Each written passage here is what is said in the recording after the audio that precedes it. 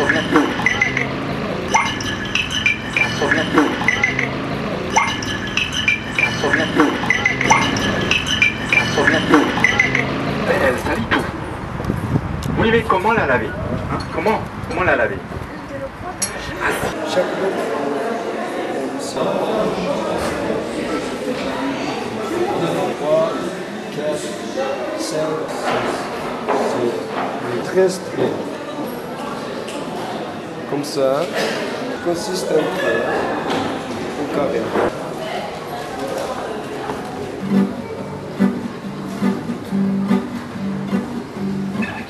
Un petit peu plus loin, sa ceinture s'est accrochée dans un buisson. Et son pantalon, il est tombé sur les pieds. Trop fatigant. Et à force d'avancer doucement, elle est arrivée au bord de la mer. Une plage de sable fin, un bon petit soleil. Il s'est allongé sur le sable. Il s'est endormi. Et seulement, il y a un poisson qui l'a réveillé.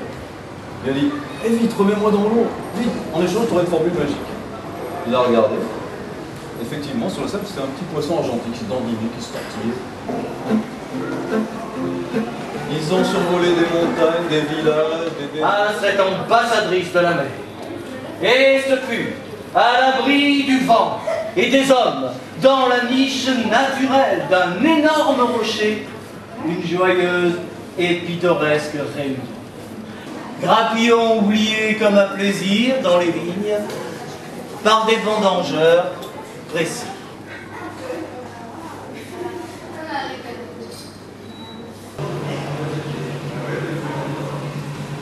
Viens, semble dire à Blanquette les pinceaux lumineux de Gachon et l'oppidum de nage.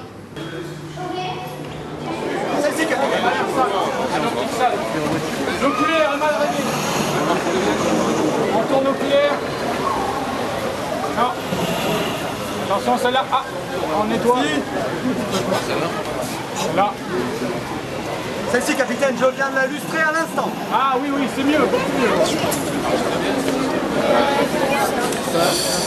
Et la première écriture, on l'a inventée il y a 5000 ans. Et c'est des gens qu'on appelait les Sumériens. Voilà. Et on écrivait effectivement sur des tablettes en argile. Voilà. L'écriture des Sumériens, à pas confondre avec l'écriture des sous-marins, hein, c'est pas pareil. Hein. Et ça, on faisait ça déjà avec des calames, avec des morceaux comme ça. On l'appelait aussi l'écriture cunéiforme, parce qu'elle était en forme de coin. Alors les gens écrivaient comme ça, un petit peu comme nous, à la vie quotidienne. Là, il y a marqué « N'oublie pas, chérie, d'aller chercher du pain après le travail ». Ah, manœuvre.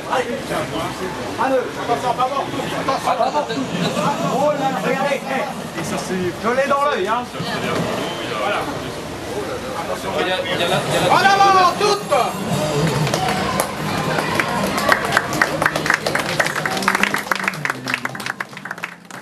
Donc on a, je vais partir par là, on a Michel Rolonneau qui est auteur, qui est journaliste et qui est aussi auteur, qui vient d'éditer Les Bagarres de Nîmes.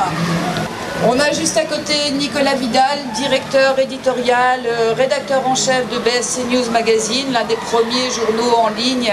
On a donc Philippe Dagneau qui est journaliste, Midi Libre, spécialisé journaliste scientifique et auteur. Nous avons Marion Mazouri qui est donc les éditions du Diable Vauvert. En bout de ligne droite, maître Jean-Pierre Cabane, par ailleurs, surtout écrivain.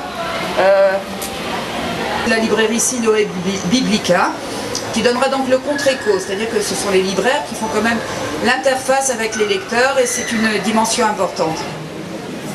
Le titre, c'est La fille du fil. Donc c'est un livre que j'ai écrit à partir d'une démarche, on va dire, personnelle. Et à aucun moment au départ je me suis dit je veux le publier. Je ne savais pas trop au départ, j'ai commencé à écrire. Je l'ai tout d'abord envoyé autour de moi, à des amis, bon, qui évidemment disent que c'est bien dans ces cas-là. Après je me suis dit bon, je vais l'envoyer à un éditeur, et un seul éditeur au départ, en me disant on verra bien le retour que j'aurai. Et l'éditeur m'a dit ok, c'est bon, je le publie. J'aurais aimé savoir si les éditeurs prennent tous les ouvrages qu'on leur envoie ou s'ils en sélectionnent, et si c'était le cas, j'ai une idée de la réponse. Comment ça se passe? Le Diable Vauvert, donc, c'est une maison qui fonctionne sur un modèle de maison, de catalogue d'auteurs qu'il suit. Hein. Toutes les maisons ne sont pas de ce type, mais enfin c'est une maison comme ça. Donc c'est une maison qui publie peu, qui suit ses auteurs et qui publie donc 30 livres par an. Donc évidemment, statistiquement, alors 3000 par an, 2999 manuscrits reçus chaque année sont statistiquement refusés.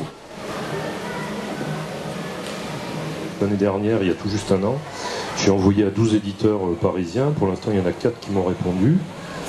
Évidemment non, notamment un qui m'a dit ça ne correspond pas du tout à notre ligne éditoriale, alors que j'en ai plein ma bibliothèque. Et dans les 8 autres, ça fait un an très exactement, et j'attends toujours la réponse. Alors c'est un peu ennuyeux, ou alors on vous dit, bon, sans explication, le comité de lecture n'a pas retenu votre manuscrit. Mais je trouve un peu curieux que finalement on vous dise non, point.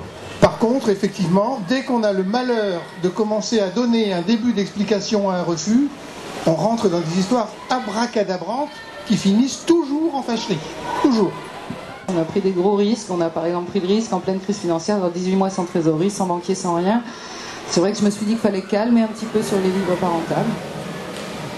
Oui, on ne nous explique rien, on vous demande de l'argent, on vous promet monts et merveilles, bien que je n'y ai jamais cru, mais bon, on a toujours quelque chose qui dit, ma foi, on aurait peut-être des chances. Et pour finir, aujourd'hui, j'en suis au mois de novembre, mon contrat se termine, puisqu'on m'a fait signer pour 2 ans, et au mois de novembre, ils n'ont vendu aucun livre, 0. Et en tant que rédacteur du magazine, moi ce qui m'intéresse, c'est de faire l'écho de ces auteurs-là dans le magazine et leur donner une visibilité, même s'ils sont auto-édités, qu'ils n'auraient pas eu. Généralement, sur 3-4 pages, on arrive à se faire une idée du texte. Voilà, ça correspond à l'éditorial, mais ça ne correspond pas à l'éditorial. Et c'est vrai que nous, on a énormément d'auteurs qui, au début de la création de BSC Publishing, se disent « Oh, c'est sur le net, ça c'est une arnaque », alors que pas du tout. Et on a pâti au début, il y a 2 ou 3 ans de ça, de cette idée de « si c'est sur le net, c'est forcément que c'est de l'arnaque ». Alors que nous, on a actuellement un bouquin de Rebecca Vengro en librairie, qui cartonne en librairie. En ce moment, on a fait LCI, on a fait France 5, demain elle est sur France Inter.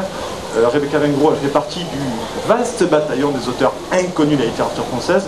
Moi, je l'ai rencontrée via Facebook, forcément. Elle m'a contacté, elle m'a envoyé son manuscrit par mail. Donc j'ai pris. Rebecca, elle a ne serait-ce que rien payé, si ce n'est peut-être un café la semaine dernière à Paris. Quand vous éditez chez un éditeur régional, même si celui-ci a une vocation nationale et s'il vend sur tout le territoire national, bon, mais il est certain qu'il est inutile de compter sur la presse régionale, que ce soit l'écrit, que ce soit la radio, que ce soit la télé régionale. Je veux dire qu'il va venir vous faire généreusement 30 secondes d'interview sur votre bouquin, et encore, c'est pas sûr que ça passe. Comme le New York Times sur 250 pages ou 300 pages comme ils font pour l'édition du dimanche, là, à ce moment-là, on pourra avoir 30 pages de livres sans aucun problème. Bon, je ne me connais pas assez dans votre métier, malheureusement, parce que je suis dans la peinture, mais le peu que je puisse voir, c'est Lionel qui aurait pu vous en parler, c'est assez perché, quoi. C'est des trucs, j'avais jamais vu ça, on est vraiment dans le contemporain, et on arrive à avoir des articles, alors je ne sais pas pourquoi, mais on arrive à avoir chaque fois de la presse, de la télé, sur des petits auteurs comme ça. Alors est-ce que c'est peut-être parce qu'il n'y a pas du tout de rapport à l'argent, peut-être, je ne sais pas. Voilà, alors je vous avais promis de parler de Quito de Pavan. Donc c'est lui qui est le président d'honneur de cette manifestation. J'écris depuis du bateau, j'écris d'abord parce que c'est nécessaire. Tous les navigateurs écrivent un journal de bord. C'est quelques notes tous les jours, et puis c'est vrai que c'est un jeu finalement assez amusant, et on se prend facilement à ce jeu-là. Je voudrais remercier aussi tous ceux qui ont participé à ce salon littéraire, donc ouvert à tout le monde. Il faut nous faire parvenir les manuscrits avant le 31 décembre par rapport au thème du concours, le thème étant l'eau. Cette année, les lycéens sont très nombreux, puisqu'il y a plus de 60 manuscrits qui émanent de lycéens. Était un fleuve. Il s'agit de Françoise Oucrat, qui était déjà lauréate en 2009.